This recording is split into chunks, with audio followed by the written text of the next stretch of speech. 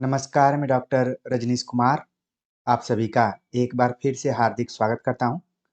आज के video lecture में हम चर्चा करेंगे यूजीसी नेट यूनिट 5 के अंतर्गत हिंदी कविता को आधार बनाते हुए एक प्रैक्टिस सेट के ऊपर, जो कि आगामी यूजीसी नेट और Haryana public service commission assistant professor परीक्षा के दृष्टिकोण से महत्वपूर्ण हो सकता है।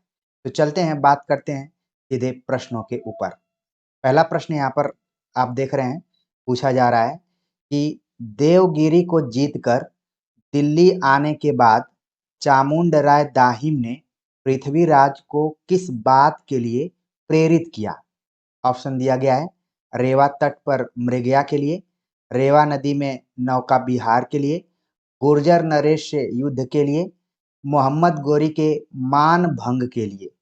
तो यहाँ पर हमें बताना है कि देवगिरी को जीतकर दिल्ली आने के बाद चामुंडराय दाहिम ने पृथ्वीराज को किस बात के लिए प्रेरित किया था? तो इसका जो सही जवाब है यहाँ पर ऑप्शन पहला है कि रेवा तट पर मृगया के लिए, यानी कि शिकार के लिए प्रेरित किया। और शिकार के दौरान आप कविता जब पढ़ेंगे तो उसमें हाथियों के झुंड के बारे में चर्चा की गई है, साथ में कस्तूरी मृगों के बारे में भी बात की गई है। तो यहाँ पर ऑप्शन में मृगया शब्द का प्रयोग किया गया है। तो इस तरीके से इसका जो सही जवाब हो गया ऑप्शन पहला है। और रेवा तट, जैसा कि आप जानते हैं कि पृथ्वीराज रासों में कुल 69 समय में बटा हुआ है, जिसमें कि 27वां समय जो है वो रेवा तट के नाम से जाना जाता है और आपके सिलेबस में भी है। और हमने उसकी संक्षिप्त कहानी इस चैनल पर अपलोड की हुई है, आप समय निकाल कर उसको जरूर देखिएगा।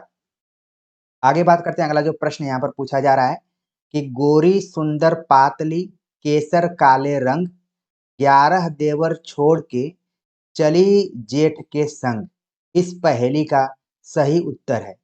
ऑप्शन दिया गया है अरहर, उड़द, मूंग, मसूर।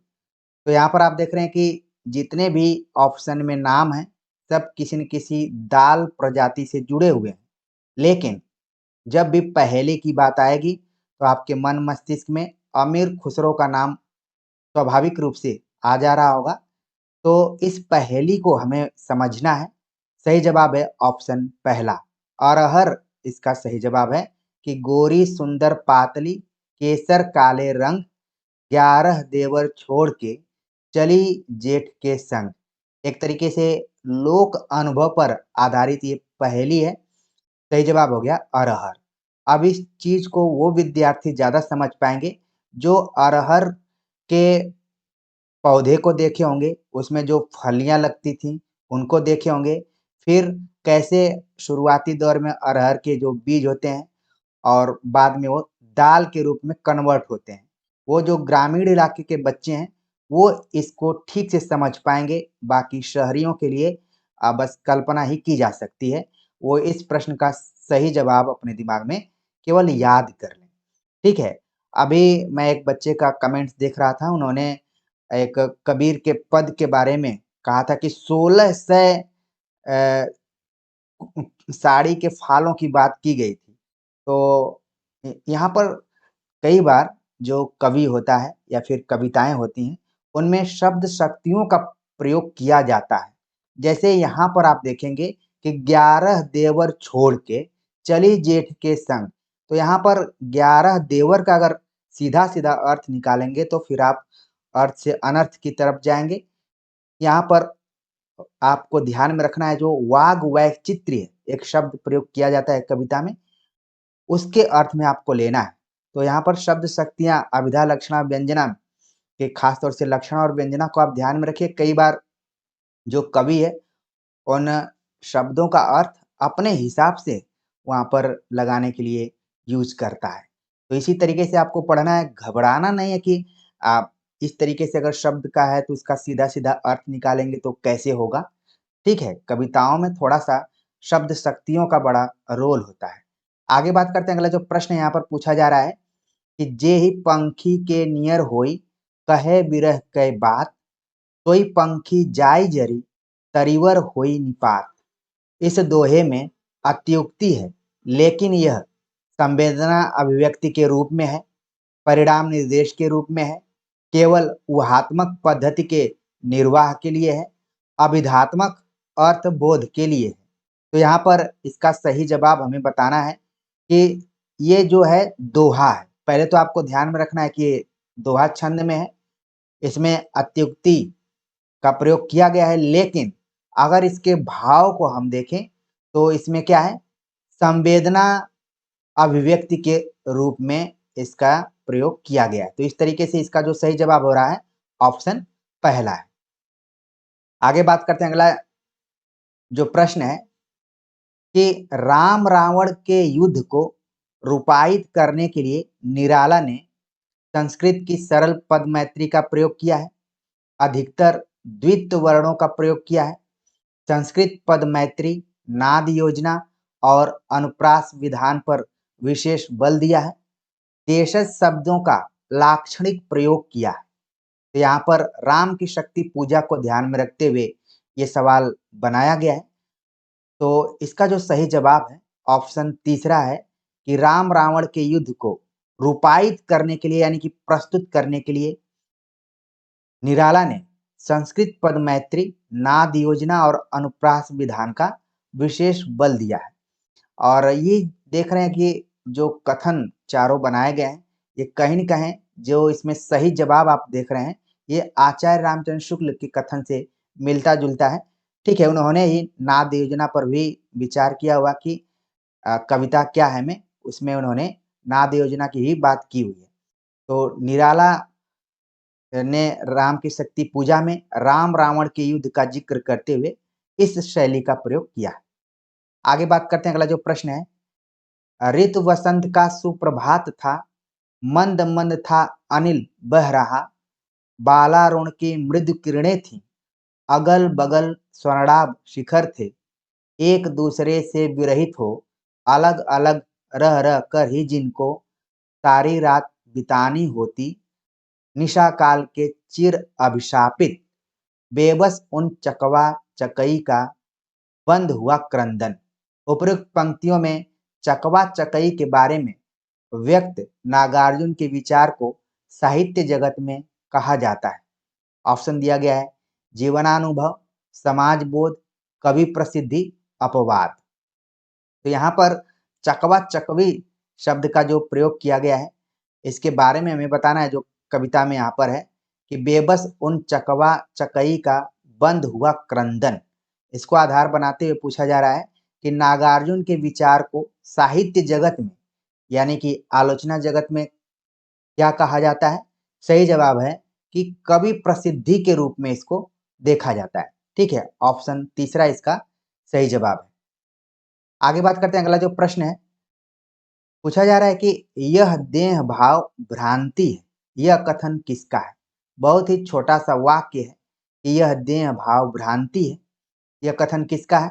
ऑप्शन दिया जा रहा है पुरूरवा, उर्वशी, औशिनरी, महर्षि च्वयन। तो देखने से ये लग रहा है कि ये कहीं न कहीं कथन जो है और उर्वशी कविता से लिया गया है, जिसके रचनाकार हैं रामधारी सिंह दिनकर। तो ये कथन किसका है। सभी पात्र तो उर्वशी से जुड़े हुए हैं, लेकिन किसका कथन है कि यह देह भाव भ्रांति है। सही जवाब हो गया ऑप्शन दूसरा, उर्वशी का ही ये कथन है। आगे बात करते हैं, अगला जो प्रश्न है पूछा जा रहा है कि सतपुड़ा के घने जंगल, नींद में डूबे हुए से ऊँघते अनमने जंगल, झाड़ ऊंचे और नीचे, चुप खड़े हैं आंख मीचे, घास चुप है, काश चुप है, मूक शाल पलाश चुप है, बन सके तो धसो इनमें, धस न पाती हवा जिनमें। उपरोक्त काव्य पंक्तियों का आशय है जंगल घना और भयावह है, जंगल में जीवन का कोई निशान नहीं है, यहाँ जंगल केवल जंगल नहीं जीवन की चुनौती है, यह जंगल केवल योगी यतियों के लिए उपयुक्त है। तो इसमें हमें बताना है कि आखिरकार जो ये पदबंध दिया गया है सतपुड़ा के जंगल कविता से संबंधित है, तो इसका आशय क्या है। तो कविता किसकी, ये सब चीजें आपके मन में आ गई होंगी। लेकिन मुझे आपको उस प्रैक्टिस सेट से जुड़ना है जहाँ पर कुछ पंक्तियों को क्रम में बताना था। और यहाँ पर देखिए, अब मिलान में भी क्वेश्चन आया हुआ था यही, और हमने बताया था कि इस कविता में घास का प्रयोग किया गया है, कास का प्रयोग किया गया है, शाल का प्रयोग किया गया है और पलाश का भी किया गया है। साथ में तीतर और मुर्गों की भी बात की गई है और उनकी संख्या के बारे में भी हमने पिछले प्रैक्टिस सेट में आप लोगों का ध्यान आकर्षित किया था। अब कहा जा रहा है कि सतपुड़ा के घने जंगल नींद में डूबे हुए से ऊँघते अनमने जंगल। इन पंक्तियों को जब आप देख रहे हैं तो आपके मन में एक अलंकार जरूर आना चाहिए, मानवीकरण अलंकार। कवि जंगल को ऐसे देख रहा है, लग रहा है कि कोई मनुष्य को देख रहा हो, कि जैसे मनुष्य नींद में अगर डूब जाता है या फिर ऊँघता है तो थोड़ा-सा उसकी शरीर भी भारी हो जाती है और वो संतुलन नहीं पैदा कर पाता है। उसी तरीके से सतपुड़ा के घने घने जंगल भी दिखाई पड़ रहे हैं। झाड़ ऊंचे और नीचे चुप खड़े हैं, आंख मीचे। अक्सर निद्रा में आप देखते हैं कि कई बार आंख आप जब खोलते हैं तो आप मीचना भी शुरू कर देते हैं। अब स्थिति क्या है वहां पर कि घास चुप है, यानी कि पूरी शांति दिखाई दे रही है। और आखिरी जो पंक्ति है कि बन सके तो धसो इनमें, धस न पाती हवा जिनमें। इतने घने जंगल हैं कि हवा को क्रॉस करना भी मुश्किल होता है। तो सामान्य रूप में तो इसका अर्थ यहाँ पर ये है, लेकिन इसका जो सही जवाब है वो है ऑप्शन तीसरा, कि यहाँ जंगल केवल जंगल नहीं, जीवन की चुनौती है। जिस तरीके से ये यहाँ पर पदबंध दिया गया है, वो सिर्फ जंगल का चित्रण नहीं कर रहा है, बल्कि मनुष्य जीवन की चुनौतियां जो हैं उसका भी चित्रण यहाँ पर है। तो इसको आप मोटिवेशन के तौर पर ले सकते हैं कि जितनी अ, आपके जीवन में चुनौतियां होंगी वो सतपुड़ा के घने जंगल की तरह ही आपके सामने गझिन होंगी, और उसमें बहुत सारी चीजों का आप देखेंगे कि समावेश नहीं हो पाएगा। तो यहाँ पर कहा गया कि यह यहाँ जो जंगल की बात की जा रही है वो केवल जंगल नहीं बल्कि जीवन से भी इसको जोड़कर देखा जा सकता है। आगे बात करते हैं, अगला जो प्रश्न है, अज्ञेय की रचनाओं के बारे में पूछा गया कि कौन कौन सी रचनाएं हैं। सही उत्तर का हमें चयन करना है। 4 विकल्प दिए गए हैं, उनमें से हमें सिर्फ 2 ही विकल्प के बारे में बताना है कि कौन सही है। आंगन के पार द्वार, इतने पास अपने, नदी पर बाघ की छाया, कुछ पते कुछ चिट्ठियां। तो अज्ञेय की रचनाओं में कौन कौन से हैं, 2 हमें चुनना है। तो पहला तो आपके दिमाग में आ जाएगा कि आंगन के पार द्वार फेमस रचना रही है, और नदी पर बांक की छाया ये भी अज्ञेय की रचना है। तो जो कूट बन रहा है ए और सी बन रहा है। तो हम देखते हैं ऑप्शन चौथा जो है ए और सी इसका सही जवाब यहाँ पर होगा। आप सभी के लिए होमवर्क कि बी और डी किनकी कविताएं हैं या फिर कविता संग्रह। आप इसको होमवर्क के तौर पर ले सकते हैं और कमेंट भी कर सकते हैं। आगे बात करते हैं, अगला जो प्रश्न है पूछा जा रहा है कि विद्यापति की पदावली में वर्णित मुख्य विषय है। ऑप्शन दिया गया राजनीतिक द्वंद्व, वयः संधि, पुरुष परीक्षा, अनमेल विवाह। दिए गए विकल्पों में से सही उत्तर का चयन करना है। ठीक ऊपर वाले क्वेश्चन की तरह ही 4 विकल्प दिए गए हैं, उसमें से हमें 2 का चयन करना है।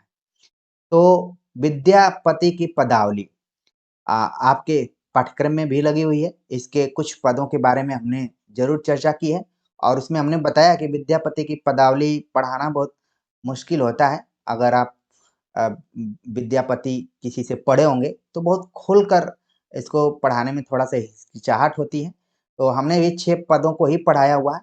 उसमें वर्णित मुख्य विषय क्या है इसके बारे में हम यहाँ पर देख लेते हैं। यहाँ पर है कि इसमें वयः संधि के बारे में बात की गई है। वयः संधि आप जानते हैं कि जहाँ पर 2 उम्र मिलती हुई हैं, जहाँ पर किशोरावस्था और युवावस्था के बीच का जो समय है वो वयः संधि के आसपास है। ठीक है, तो बी ऑप्शन तो बिल्कुल सही है, और अनमेल विवाह यहाँ पर डी ऑप्शन हो गया। तो इसका जो कूट है बी और डी। ठीक है, तो सही जवाब हो गया ऑप्शन तीसरा, यानी विद्यापति की पदावली। पदावली खास इनकी रचना रही है। इससे जुड़ा हुआ एक कथन है कि आध्यात्मिक रंग के चश्मे आजकल बहुत सस्ते हो गए हैं। आचार्य रामचंद्र शुक्ल का ही कथन। और विद्यापति पदावली में राधा कृष्ण को आधार बनाया गया है, ये भी एक खास तथ्य है। इसीलिए सूरदास और गीत गोविंद से इसको जोड़कर देखा जाता है। इसको लेकर कई बार सवाल भी उठते हैं कि विद्यापति श्रृंगारी कवि हैं या फिर भक्त कवि हैं। कुछ भक्त कवि मानते हैं जो राधा कृष्ण के आधार पे हैं, कुछ ये मानते हैं कि ये तो प्रतीक के तौर पर है। लेकिन उस जमाने में जो राजा कीर्ति सिंह, लखमा देई ये लोग हैं, उनके श्रृंगार का भी वर्णन है। तो आचार्य रामचंद्र शुक्ल विद्यापति को किस तरीके के कवि मानते हैं हम पहले भी आपको बता चुके हैं। यहाँ पर स्पेस मैं आपको दे रहा हूँ ताकि आप अपने दिमाग पर चोट करें। जब मैं बोलता हूँ दिमाग पर चोट करें, तो हमारे कुछ विद्यार्थी कमेंट्स करते हैं कि पता नहीं हमारे पास दिमाग है भी कि नहीं। बिल्कुल है आपके पास दिमाग। और अभी हाल में एक विद्यार्थी ने कमेंट्स किया कि सर आप जो भी करवा रहे हो तो ठीक है, पीडीएफ दे दीजिए, हम सब कुछ सॉल्व कर लेंगे। तो प्रिय विद्यार्थियों, जो भी सवाल आपके सामने हम प्रस्तुत कर रहे हैं, ऐसा नहीं है कि इस सवाल को आप कहीं नहीं पा पाएंगे, लेकिन जब आप साथ में बैठ के कदम से कदम मिलाकर पढ़ रहे होंगे तो मैं उम्मीद करता हूँ कि चीज़ें क्लियर हो रही होंगी। और इस चैनल से जुड़ने का मतलब ये है कि आपका कॉन्सेप्ट क्लियर हो। आगे बात करते हैं। अगला जो प्रश्न यहाँ पर पूछा जा रहा है रामचरितमानस से रिलेटेड पूछा गया कि रामचरितमानस के अंत में कही गई तुलसीदास की कौन कौन सी बातें सही हैं। ऑप्शन दिए गए हैं 4, उसमें से हमें बताना है 2 के बारे में। तो कौन कौन सी बातें कही गई हैं वो भी अंत में।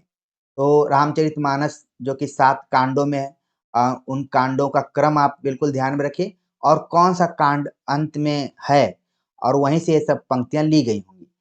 तो सवाल पूछा जा रहा है कि मेरे समान कोई दूसरा दीन नहीं है, इसलिए हे राम मेरी भवबाधा को दूर करो। ऐसे वाक्य को देखने से यही लग रहा है कि तुलसीदास तो जो हैं ही बिहारी का कुछ कुछ आपको मेरी भवबाधा हरो राधा नागरी सोए उस टाइप से ये पंक्ति प्रतीत हो रही है, आप लोगों को भी हो रही होगी। दूसरा कथन है कि राम कथा का गान वेदों, पुराणों और कवियों ने किया है किंतु संतों ने नहीं।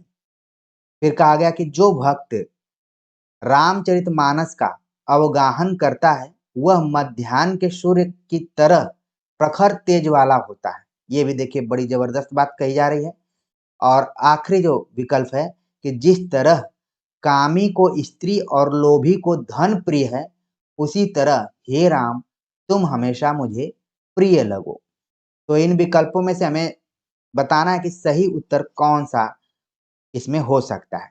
इसका जो सही जवाब है कि तुलसीदास ने अंत में कहा है कि मेरे समान कोई दूसरा दीन नहीं है, इसलिए हे राम मेरी जो भव बाधा है, दुख है, उसको दूर कीजिए। तो ये कथन बिल्कुल सही है यहाँ पर।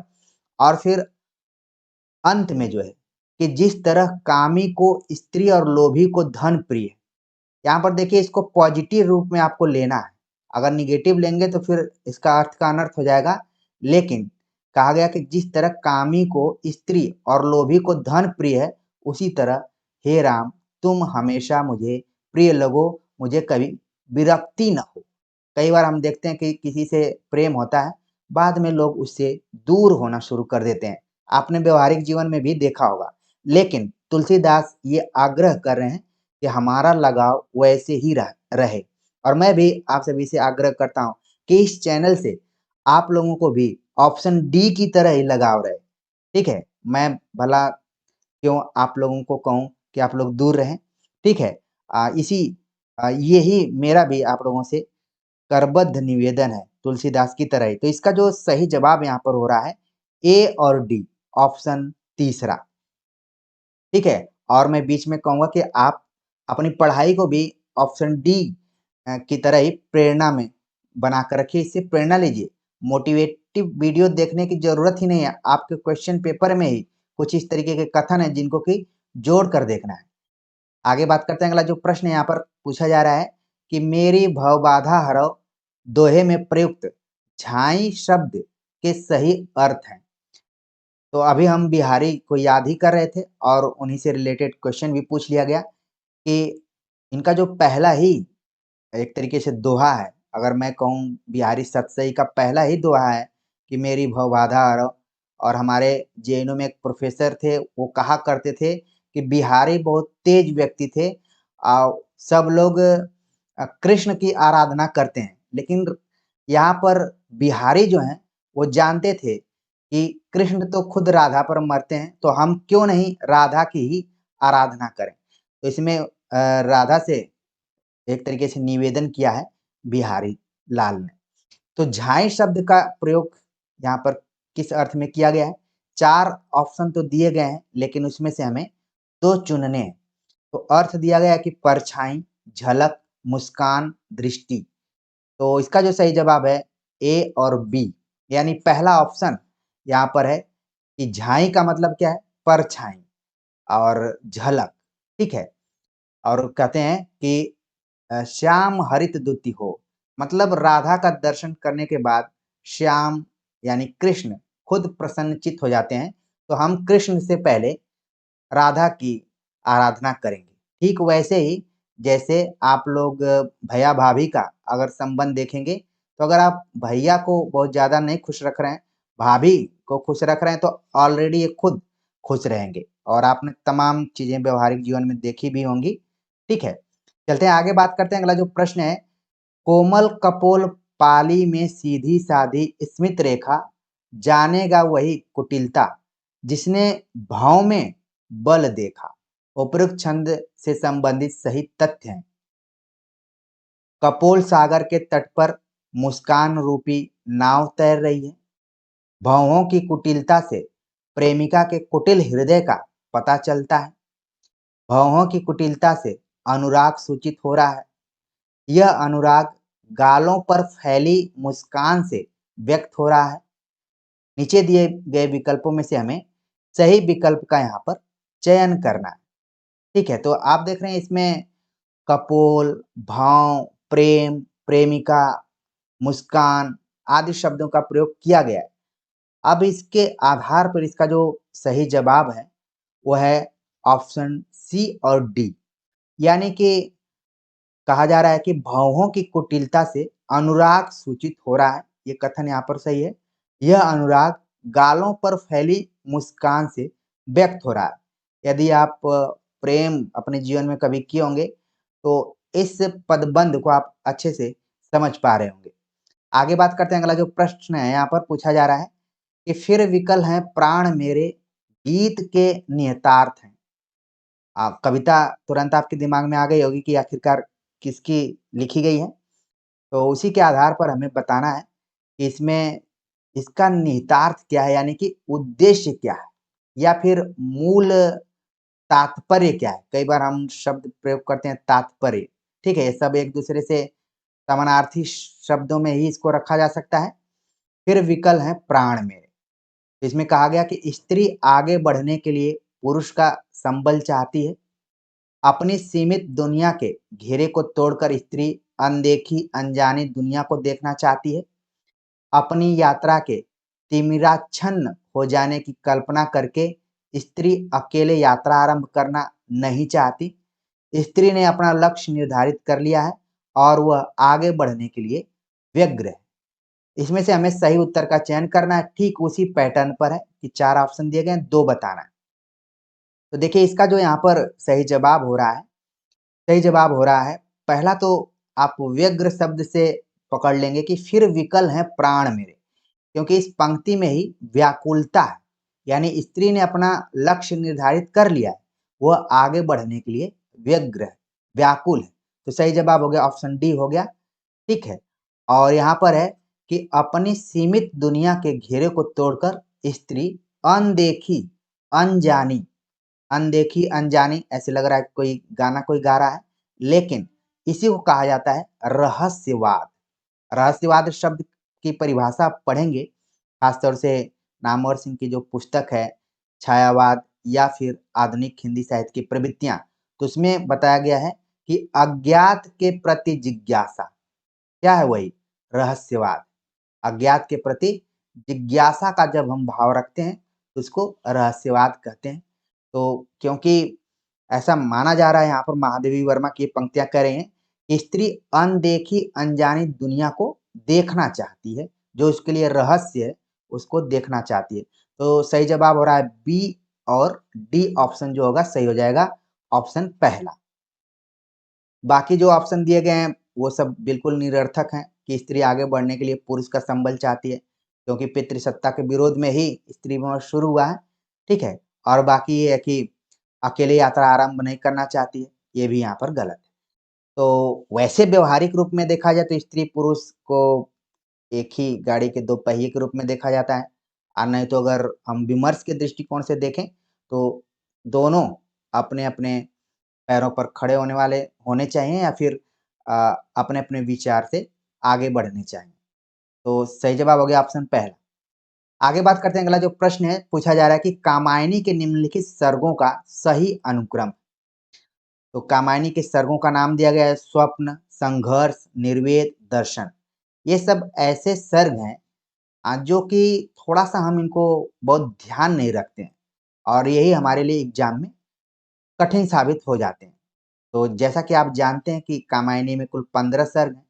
चिंता से शुरू होती है बातें और आनंद तक हम पहुंचते हैं, बीच में सब सर्ग आए हुए हैं। तो हो सकता है कुछ विद्यार्थी हैं जो अपना 5-5 का बनाकर याद कर लिए होंगे 15 हो, और कुछ विद्यार्थी कुछ सूत्र इत्यादि बनाए होंगे, उसके आधार पर याद किए होंगे। कोशिश यही आप सभी की रहनी चाहिए कि एग्जाम तक 15 हो सर्ग किसी न किसी रूप में आपके दिमाग में होना चाहिए। तो यहाँ पर देखिए हमें बताना है कि आखिरकार इसका सही जवाब क्या हो सकता है। सही जवाब है कि यहाँ पर आप देखेंगे कि जो स्वप्न है 10वां सर्ग है, संघर्ष 11वां, निर्वेद 12वां और दर्शन 13वां। इस तरीके से इसका जो कूट बन रहा है सीधा सीधा एकदम बन रहा है। ऑप्शन तीसरा इसका सही जवाब है ए बी सी डी। एक सवाल आप लोगों के लिए मैं होमवर्क के तौर पर दूंगा कि निर्वेद शब्द का यहाँ पर प्रयोग किया गया है। वैसे आप देखें कामायनी के जितने भी नाम इस सर्गों के नाम हैं वो सब मनोविकारों पर आधारित हैं। चिंता है, आशा है, श्रद्धा है, काम है, वासना है, लज्जा, इस तरीके से है। ठीक है, तो निर्वेद किस रस का स्थायी भाव है, ये कई बार एग्जाम में पूछा जाता है, और मुझे पूरी उम्मीद है कि हमारे विद्यार्थी इस प्रश्न का जवाब जरूर देंगे। तो प्रिय विद्यार्थियों, यूजीसी नेट यूनिट 5 के अंतर्गत हम हिंदी कविता पर लगातार अभ्यास सेट कर रहे हैं।